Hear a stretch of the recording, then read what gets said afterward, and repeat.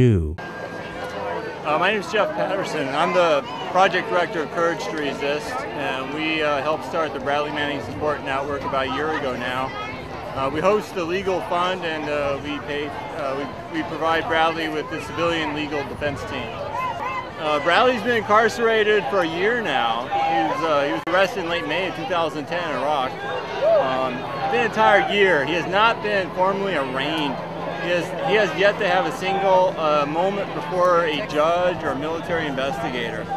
He's been held in pretrial confinement based only on a charge sheet written by his local command. And that's outrageous. Those conditions of confinement for 10 of these months have been torturous.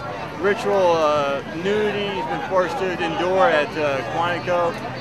We have done a national and international campaign to address these human rights violations of a pretrial detainee. And we were finally victorious in winning him some humane conditions and resulting him being transferred to Leavenworth. His conditions are better now. Bradley's still been in jail for a year. He's facing the death penalty at court-martial, all for allegedly releasing into the public domain documents that should have never been classified in the first place. And we're better off for knowing this information about the Iraq and Afghan wars. And without this information, we truly couldn't make an informed decision about our foreign policy. So why is Bradley Manning ultimately important in the grand scheme of things? Well, on one hand, Bradley Manning is just a 23-year-old kid from Oklahoma.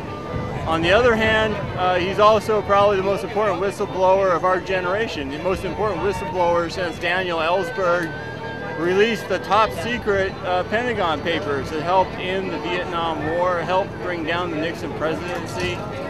And it's important that, in retrospect, many people now uphold Daniel Ellsberg for what he did, but somehow they find reason to not support Bradley. The thing is, it's not that different. These documents are the same genre of what happened during the Pentagon Papers. These papers are embarrassing to our State Department.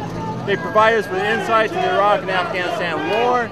They cover the collateral murder video where our soldiers killed a dozen Iraqi civilians.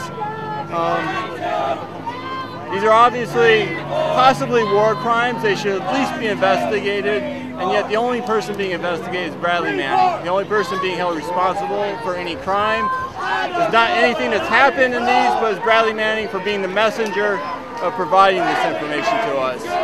How do you feel today in general? I feel awesome. We have we have like 200 people. Like half of us are from the Kansas City area, Leavenworth area. Half of us, like myself, have come a great distance. I'm from California. People have come from DC, New York City, Florida, Texas, driving great distances to be here.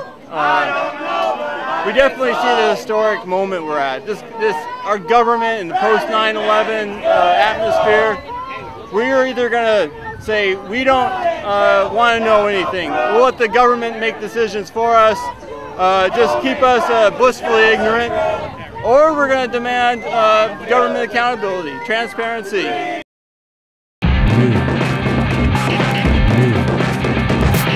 New.